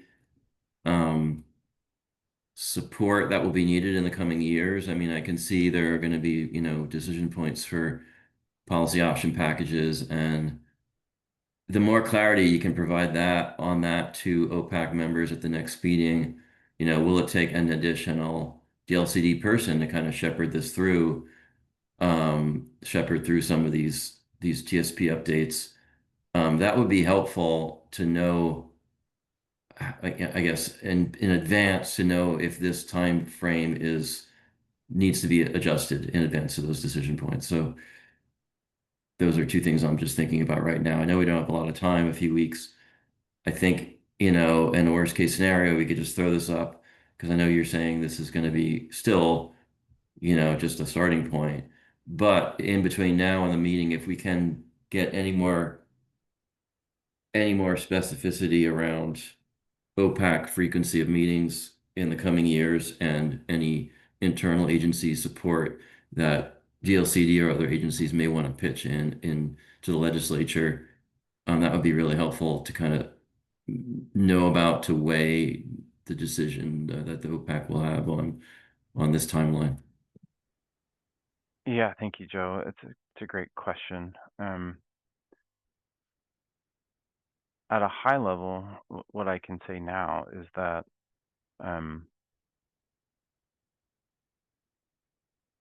I am the primary staff person for the council, and I would be responsible for leading the amendments of TSP parts 1 and 2. Right, that is an effort that would be supported by the NOAA grant related to program enhancement. And I think I could probably lead that without a lot of additional extra capacity. But the agencies that sit on OPAC are going to have to commit to, participating with me. So I can't speak for them as to their capacity to be able to, center that, over the next year and a half as a part of their work program. And so Jeff and Cynthia, who are our two offshore wind general fund positions, will continue to have capacity over the next couple of years. But they by themselves may not, I would guess, would not have the capacity to lead those studies without additional resources. But they could certainly be taking on the other recommendations that come from the roadmap roundtable process that are related, and they would be participating with us on the amendments to parts 1 and 2 as they relate to offshore wind. In terms of their, they would then kind of be the leads for the parts 4 and 5 rulemaking process. Being general fund positions, they are not subject to the kind of embargo of use of funds on anything offshore wind related that this federal administration has put in front of us. So that's at a high level, kind of the staff assignments for work on, our topics. And I would be the one leading the staff support for the part 3 process whenever that is initiated and or begun. So it may be that I am doing 2 of the pieces at once in terms of the amendments to parts 1 and 2.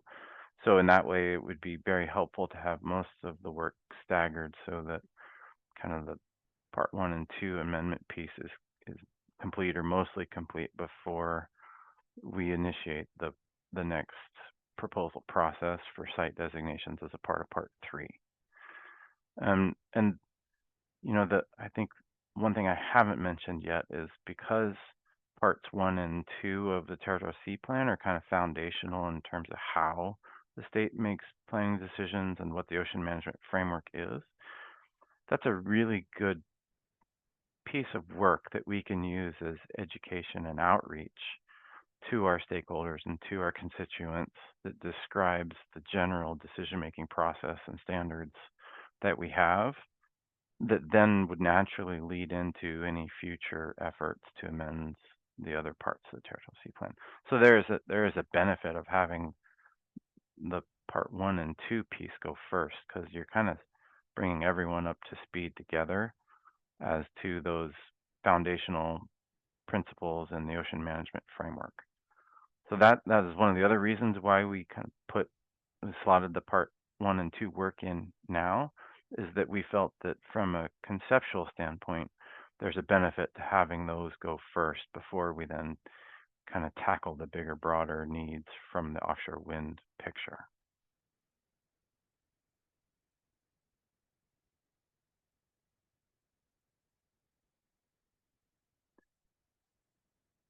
So I guess, one thing I'm looking for in the rest of the conversation today is how this working group would like to bring this information and this content to the council.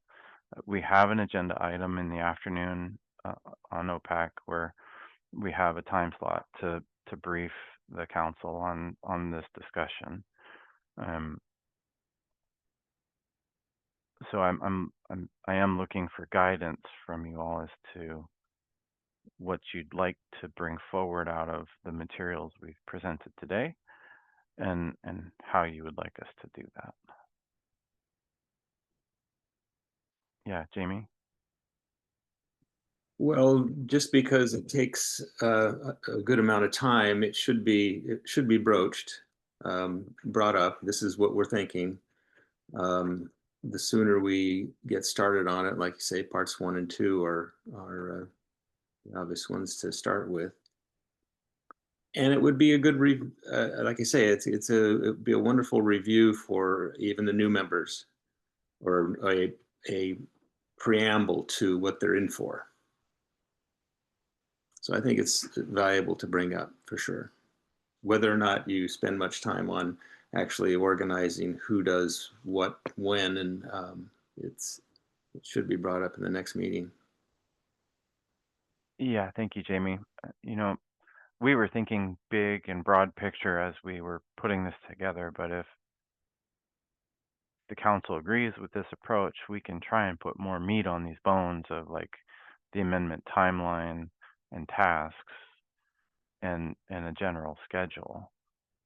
So we could put more there kind of once we have OPAC's kind of blessing, and and that would be, expected for us as we embark on initiating rulemaking. It would be important that we try and identify general timelines and deadlines and expectations for how much time it may take working group members.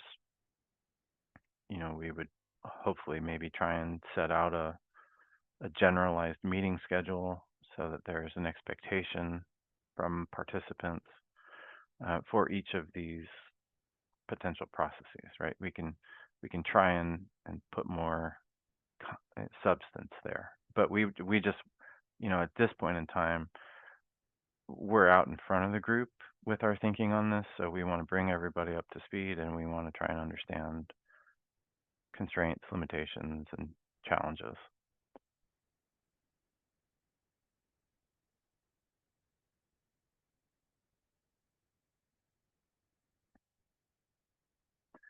Laurel and then Natalia. I haven't seen the agenda, Andy, for the OPAC meeting, but is there something on there earlier in the day that talks about sort of overall priorities? Because we've talked about capacity just for this, but there are those other things. And Justin brought it up as far as agency capacity, so that the OPAC is able to prioritize those other things, or, we have this particular project or several projects that we're suggesting are high priority for our working group, but what's the plan as far as talking about it in the context of all the other things and sort of having that larger, or is that happening in an executive committee? Or sorry if I missed that discussion. No, yeah, let me, I'm going to put a link to the agenda in the chat. It just went out yesterday and was published online yesterday. So let me stop screen sharing. There is an agenda item about part 3 in the morning, which we will kind of introduce this discussion, and then there, the afternoon is where we pull the offshore wind considerations from that into a bigger picture topic. So we do have 2 blocks of time on the agenda where first the rocky habitats piece will be discussed, and then second, the offshore wind piece will be discussed. Okay. That's sort of why I asked my question, is if they're split up, we talk about rocky habitat, everybody's like, oh, this is really important, we need to move forward with this process. And then we talk about the offshore wind stuff, everybody's, this is very important, we need to work on that. But there's pretty much all the same people, not all, because you do have multiple staff that are focused on offshore wind, but for the other agencies and the other folks on OPAC, a lot of it's the same people. Screen grayed out.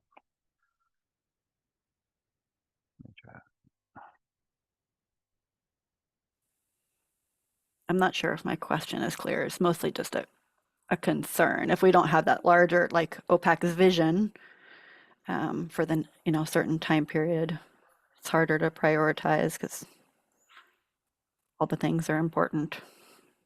Yeah, I am trying to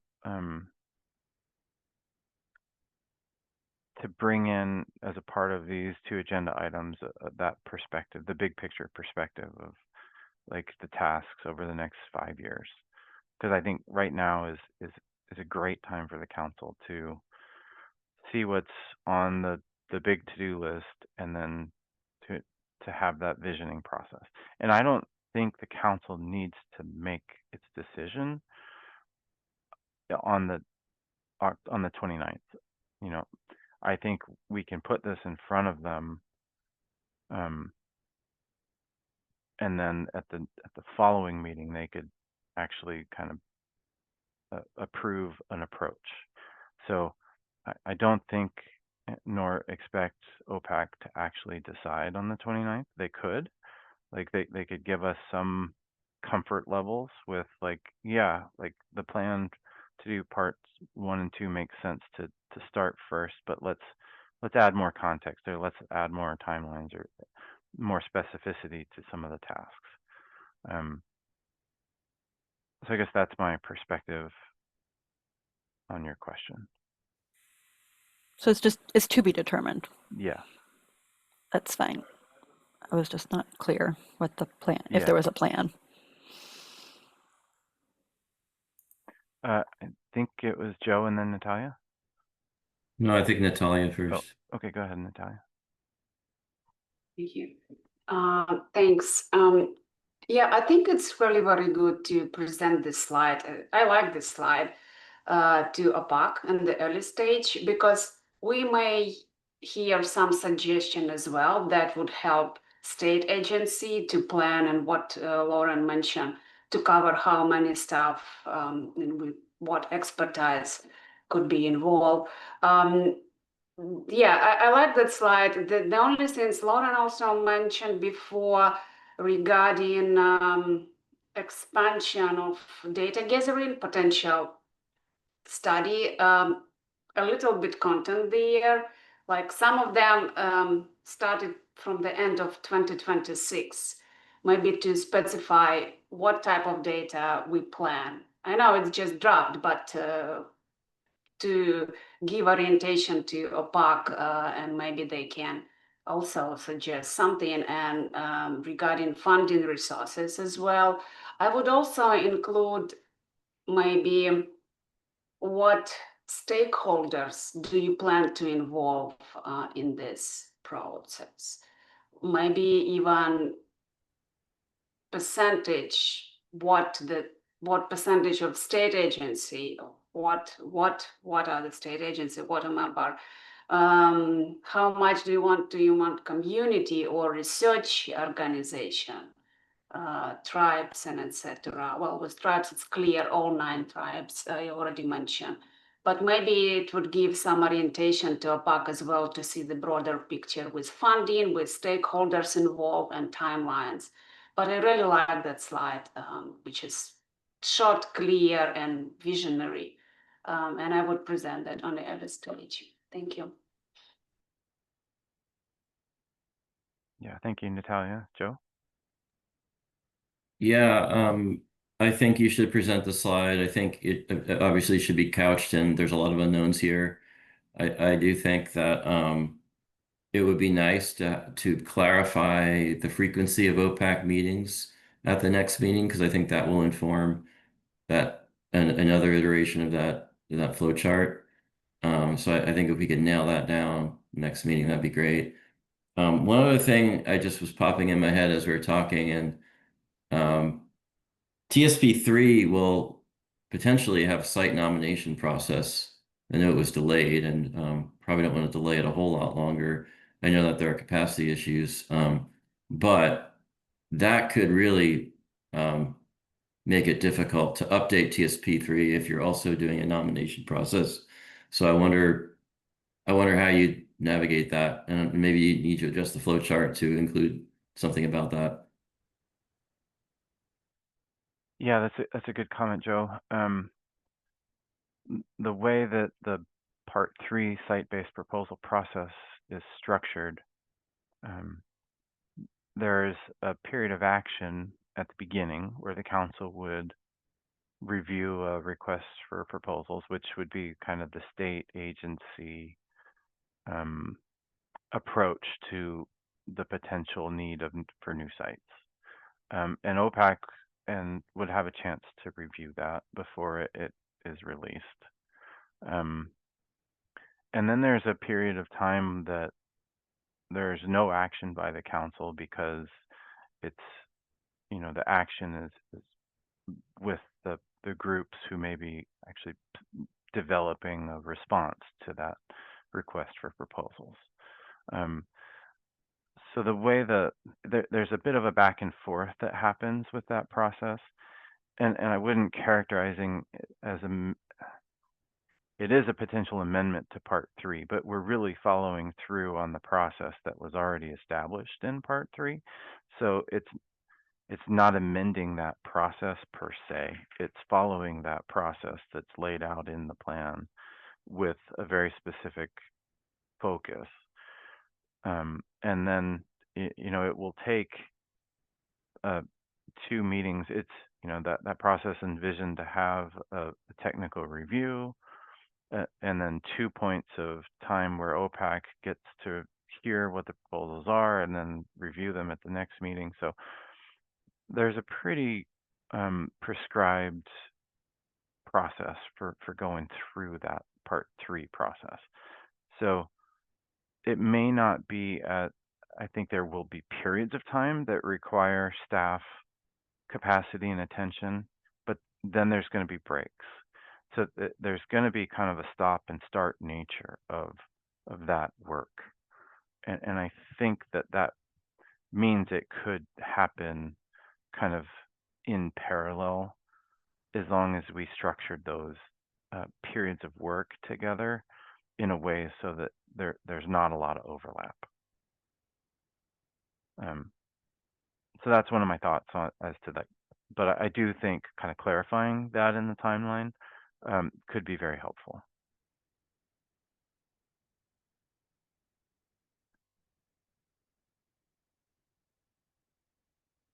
So I'm hearing from our group that there's comfort in sharing that TSP. I can't remember what we called it. It was like scope and timeline suggestions with the full OPAC with some context around it. And yeah, Laurel. I'm not arguing about that. I think Okay. that is what I heard. I will just say, I've been, as you have, with OPAC for a long time, and I cannot remember a time where we had large efforts that overlapped each other. We did the Marine Reserve, and that was sort of like a big process and a lot of time, and we did the various chapters of the TSP, spatial planning, cables, rocky shores, but generally they were not overlapping in time. So I'm just raising that concern again about capacity and flagging it, because without additional staff, large efforts that they might sort of go back and forth, but it's still going to be problematic for participation if there's overlap, because I just haven't had that happen. I can't remember if there was a time when we had a large OPAC thing that was concurrent in any way. They were we did one thing and then we did another thing. And usually they took multiple years. So I've said my piece. Stop. I understand your concern, and thank you for raising that again. I think that it will be important for OPAC to hear that this will be challenging for our agencies. And, if the council has been very vocal in the past about, appropriate capacity and support for these efforts that can move forward, and maybe there's a recognition from the council that without additional capacity, we're going to just have to do these things one at a time. And if that's the case, then we're going to have to try and figure out how to adjust to meet that need. But I don't have a great answer for you, except that I do recall, like, at the end of part 3 and the part 3 process, there was a working group for part 4 that was established too. It was kind of like one after the other, so I think it was more sequential, but there was some overlap in process. And I think that this future version of the council is, if we want to try and meet some of our broad program goals and deadlines, we're going to have to be better at multitasking and or addressing those. But I think your concern about staff capacity to be able to participate in more than one is understood, and I too have concerns about stretching things too thinly. Yeah, I've participated in all of them Yep, for the last, I know. I don't know, 20 years. So Yep. I just have that perspective that Yep. it's to engage well, it will be challenging to do multiple topics. Yep. Just do our best.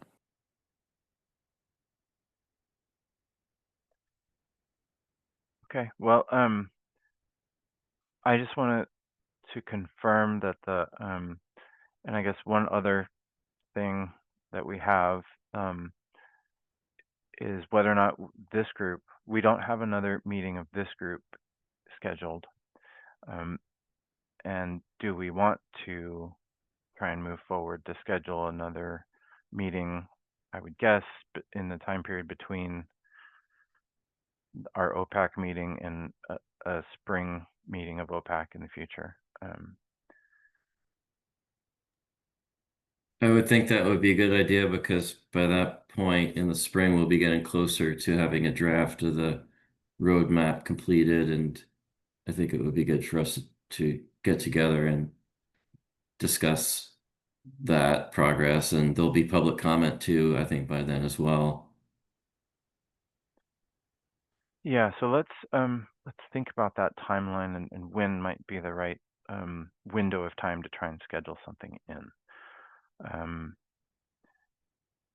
Maybe Jeff, we should go back to your slides to think about the roadmap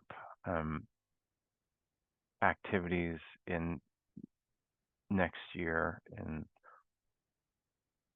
I would guess between January and April. Is there a time window in that period that would make the most sense from a roundtable perspective? If this group wants to get together while that third draft is out for public comment, that would be in the probably late February into the month of March timeframe. And so then there would be a public ready draft to be talking about. And then there's also an opportunity if something comes out of this discussion where a comment wants to be put into that process, there's time and a chance.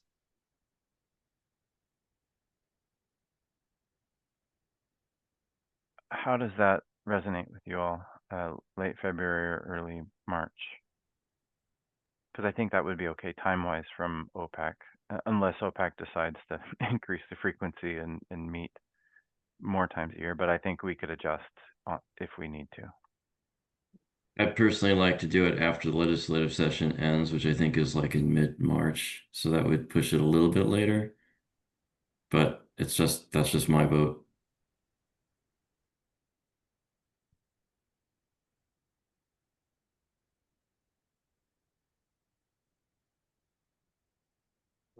That makes sense to me, because then we're not meeting in the middle of that session.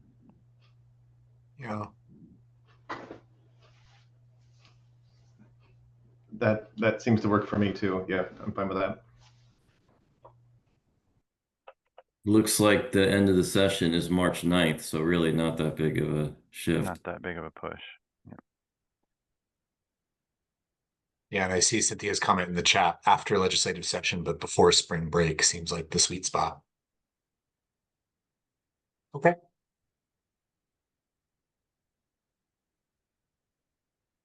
Great. So I will, I'm looking at my calendar now, and that to me is the week of March 9th through, maybe I'll doodle both of those weeks with the 20th, March 20th being kind of the, because I think spring break is the following week. Yeah, Laurel? Does that still line up with what you had on your general timeline? I think so. It started in 2026, didn't it? I'm not recalling. Yeah, okay. We did. There weren't any sort of things that needed to happen at this before then? I can't remember. I don't think so. Okay. Like one thing that I'm going to be doing is I'm going to, as soon as our assessment and strategy is officially approved by NOAA, which starts our 5-year grant, I'm going to ask our agency to send a letter to OPAC informing them that TSP parts 1 and 2 need to be addressed. So I will be responsible for moving the ball forward on that item, and that can be then, something the council responds to early next year. And since I know that's, part of our work program, I can begin working on that behind the scenes.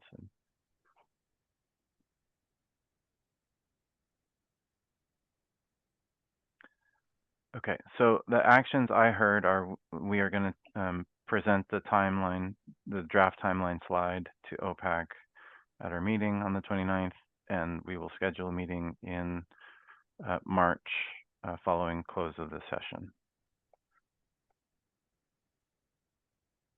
Is there anything else that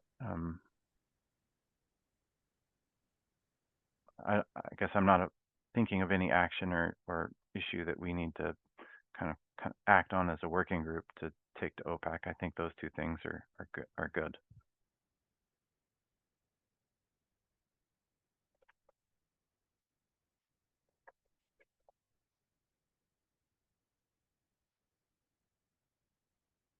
Okay, Joe. Do you want to see if there's any public comment? Sure.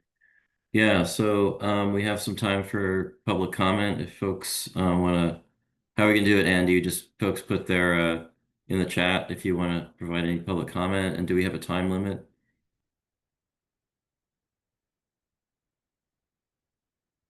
See how many people want to give public comment. Let's see how many people want to give and then do 3 to 5 minutes. If we have more than 3, then we'll need to limit it to 3 minutes. Yeah. Is there anyone that would like to provide public comment?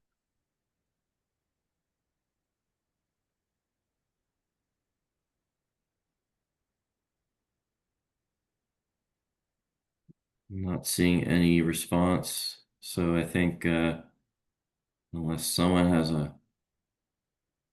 I'm not seeing any chats or hand raised.